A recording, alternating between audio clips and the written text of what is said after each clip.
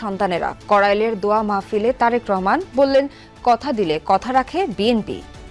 কিভাবে দেশের উন্নয়ন করা যায়, কিভাবে বাংলাদেশের মানুষের বিপদে আপদে পাশে দাঁড়ানো যায়, এর মতো মানুষ যারা আছেন তারা যেন ভালোভাবে থাকতে পারেন। কূটনীতিক ও বিশিষ্টজনদের সঙ্গে জামায়াতের মতবিনিময়। আমির বললেন, দেশকে লুটে পুটে হাড্ডিসার করেছে একটি দল, ক্ষমতায় গেলে উন্নত দেশ করবেন তারা।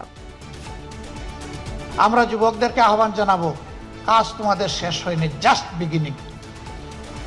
তোমরা একটা স্বৈরাচার এই দেশ থেকে তাড়িয়েছ, কিন্তু স্বৈর মানসিকতা এই দেশ থেকে এখনো যায়নি।